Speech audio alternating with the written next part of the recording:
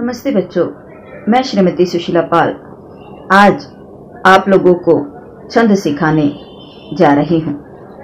बच्चों, आज इस वीडियो में हम समझेंगे कि छंद किसे कहते हैं और उसकी क्या परिभाषा है। यह हम 100 उदाहरण देखेंगे। बच्चों, सबसे पहले हम देखेंगे कि छंद की क्या परिभाषा है। जिस पद्य रचना में अक्षरों की संख्या, उनके क्रम तथा मात्राओं की गणना आदि विशिष्ट नियमों के अनुसार की जाती है और जिसमें यति गति आदि नियमानुसार होते हैं, उसे ही छंद कहते हैं। छंद के 8 अंग हैं।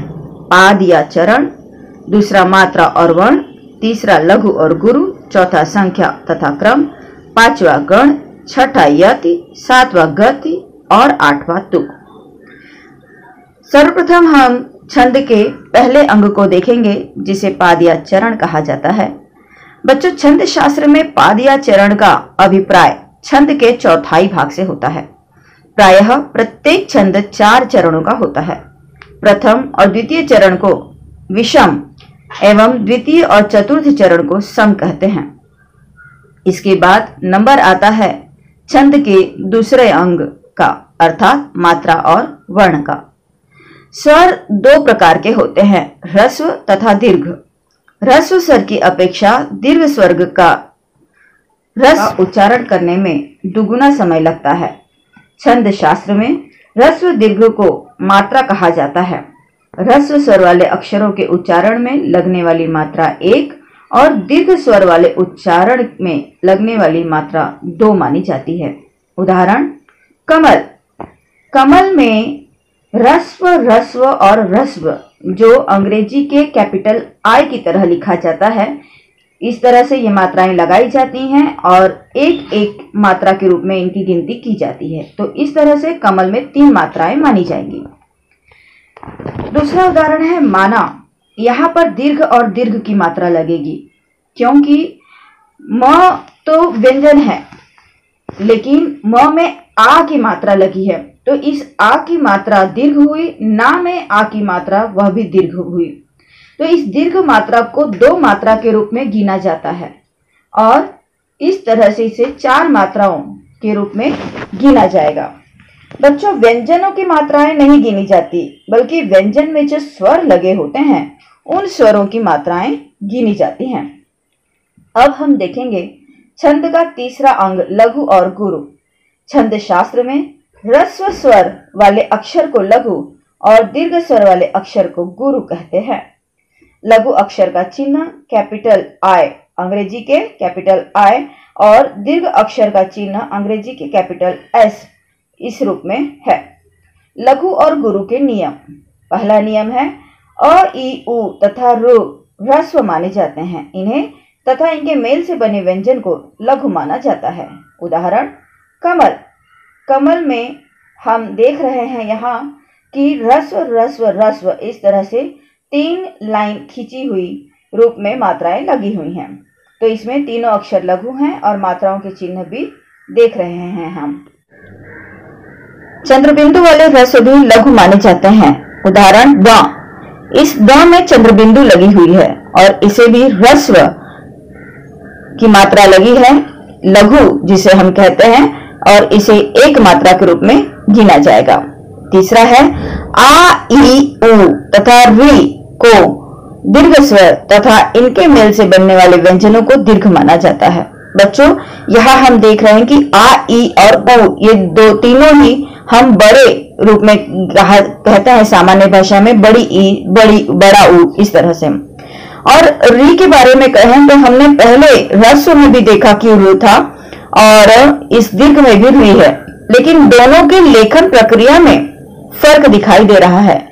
किंतु हमारे प्रिंटिंग में असुविधा के कारण इस तरह का री हमें कहीं देखने को नहीं मिलता और यही कारण है कि सामान्य री ही हमें दिखाई देता है हर जगह, जहां कभी 1 मात्रा लगी होती है, यानी ह्रस्व की मात्रा लगी होती है और कभी कभी दीर्घ की मात्रा लगी होती है। यही कारण है कि हमें भ्रम होता है कि यही री में कभी 1 मात्रा और कभी 2 मात्रा क्यों लगी है। तो वास्तविक रूप में जो नीचे हम देख रहे हैं कि एक घुमाव होता है वह ह्रस्व र होता है, और ये दो घुमाव वाला जो री है इसे दीर्घ स्वर कहते हैं। और इस तरह से आ, ई, उ तथा री को दीर्घ स्वर तथा इनके मेल से बनने वाले व्यंजनों को भी दीर्घ माना जाता है। उदाहरण काका, काकी आदि। यहाँ पर का और का दीर्घ है ये, और इसमें गुरु की मात्रा लगी है। बच्चों अब हम देखेंगे चौथा कि ए, आई, ओ तथा आओ संयुक्त स्वर हैं। वास्तविक रूप में ए, आई, ओ, आओ ये अपने आप में ही दो स्वरों के योग से बने हुए स्वर हैं, इसलिए इन्हें संयुक्त स्वर कहा जाता है, और इन्हें तथा इनके मेल से बनने वाले व्यंजनों को हम गुरु कहते हैं। उदाहरण देखेंगे गौतम, रोशनी आदि। यहाँ पर गौ यह दीर्घ है और इसमें गुरु की मात्रा लगी है, जबकि रो में यहां हम देख रहे हैं बच्चों की ओ की मात्रा भी एक है और औ की मात्रा दो रूप में है। तो इस तरह से चूंकि ये अपने आप में एक मात्रा है, ओ जो है यह अपने आप में एक मात्रा है, और इसीलिए गुरु की मात्रा लगाते हैं और इसे दीर्घ कहते हैं। ए और ए, इसमें हम देखते हैं कि ए में कोई मात्रा को जब हम किसी स्वर में लगाते हैं तो वह एक मात्रा रूप में ऊपर चढ़ जाता है, जैसे केला।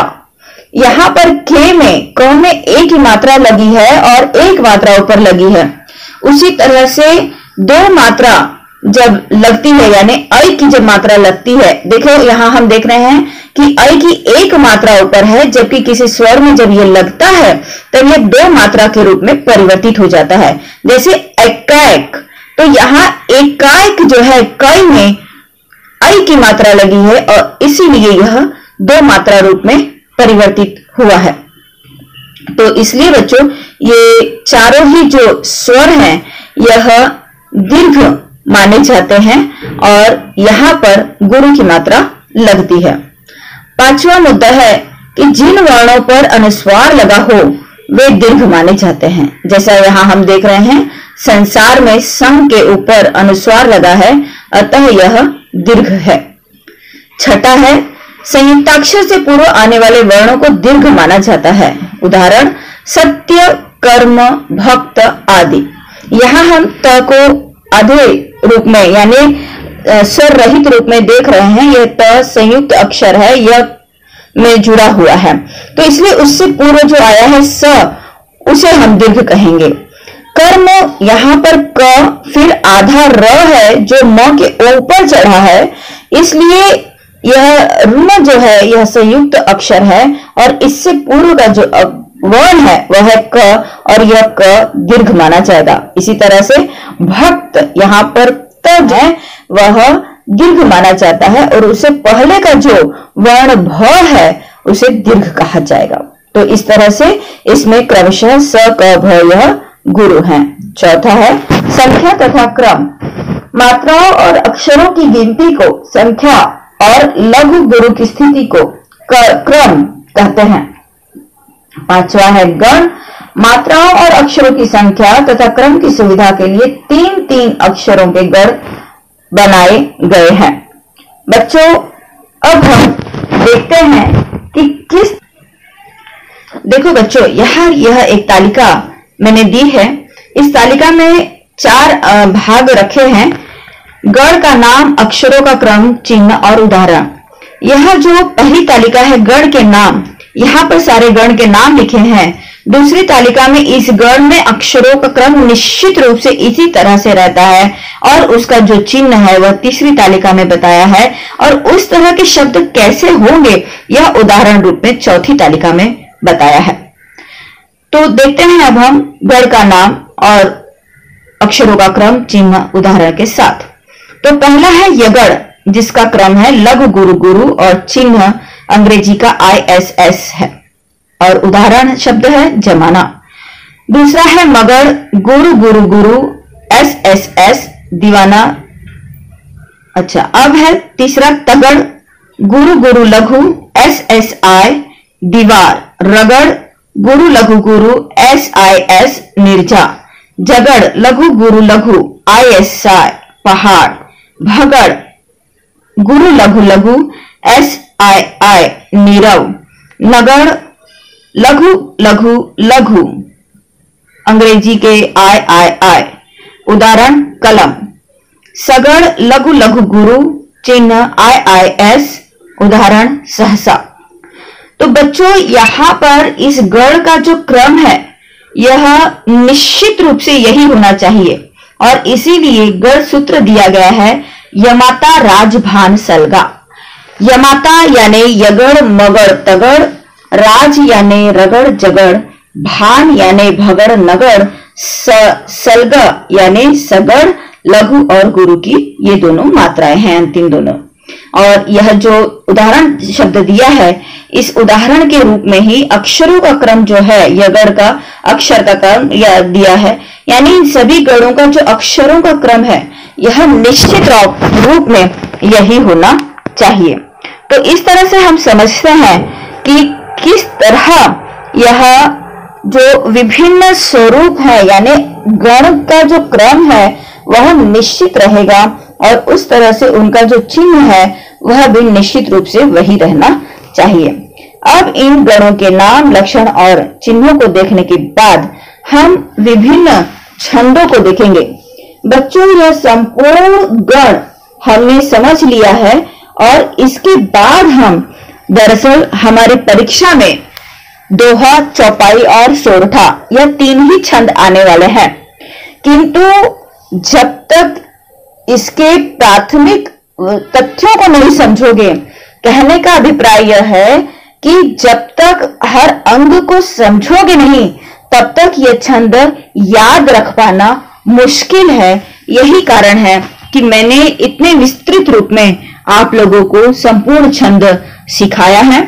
आप लोगों को अब यह संपूर्ण समझ लेने के बाद मात्र इन दोहा, चौपाई और सोरठा का जो लक्षण है, जो परिभाषा है, जो मैंने विभिन्न मुद्दों के रूप में आप लोगों को दिया है ताकि याद रहे, इसे याद करना है और यह याद कर लेने के पश्चात आप लोग परीक्षा में जो पूछा जाएगा वह लिख पाओगे। तो देखते हैं अब हम दोहा, इस छंद का लक्षण। पहला है दोहा, यह अर्धसमात्रिक छंद है। अर्धसमात्रिक बच्चों इसलिए कहा जाता है कि जिस तरह से आप लोग गणित में आयत देखते हो जिसकी दोनों आमने सामने की भुजाएं समान होती हैं, ठीक उसी तरह से दोहा में जो 2 चरण है यानी प्रथम और तृतीय चरण समान होता है और द्वितीय और चतुर्थ चरण समान होता है। यही कारण है कि दोहा को अर्धसमात्रिक छंद कहा जाता है। तो दोहा यह अर्धसमात्रिक छंद है, इसमें 4 चरण होते हैं। अब मात्राएं किस तरह होती हैं देखो। पहला है प्रथम और तृतीय चरण में 13-13 मात्राएं होती हैं और दूसरा द्वितीय तथा चतुर्थ चरण में 11-11 मात्राएं होती हैं। यही कारण है कि इसे अर्धसमात्रिक छंद कहा जाता है, यानी पहले तीसरे में एक समान और दूसरे चौथे में एक समान। यह अर्धसमात्रिक छंद है। चौथा लक्षण है प्रथम और तृतीय चरण के आरंभ में जगड़ नहीं होना चाहिए। द्वितीय और चतुर्थ चरण के अंत में गुरु लघु होता है। छठा, द्वितीय तथा चतुर्थ चरणों में तुकबंदी होती है। तुकबंदी यानी बच्चों जिस तरह से आप लोगों को अंग्रेजी में राइमिंग वर्ड होता है, ठीक उसी तरह से हिंदी में यह तुकबंदी होती है। उदाहरण देख सकते हैं हम। श्री गुरु चरण सरोज रज निज मन मुकुर सुधार, बरनौ रघुवर विमल जस जो दायक फलचार। यहाँ पर रज और जस यह तुकबंदी है। पहले और तीसरे चरण के अंत में तुकबंदी है और दूसरे और चौथे चरण के अंत में तुकबंदी है। इसी तरह से दूसरे और चौथे चरण के अंत में हम देख सकते हैं कि गुरु और लघु यानी SI की मात्रा लगी हुई है। तो यहाँ हम देख रहे हैं श्री गुरु चरण सरोज रज, तो श्री में दीर्घ की मात्रा है, गुरु में लघु लघु, चरण में लघु लघु, सरोज में लघु गुरु लघु, रज में लघु लघु। इसी तरह से सारी मात्राएं देख सकते हो बच्चों, ये मात्राएं लगी हुई हैं। और इसके बाद हम देखेंगे छंद का दूसरा उदाहरण सोरठा। सोरठा यह भी अर्धसम मात्रिक छंद है। दोहे की तरह ही यह भी होता है, लेकिन बच्चों बड़ी आसान हो जाएगा आप लोगों को जब आप ये समझ जाते हो कि दोहा सोरठे का एकदम उल्टा होता है।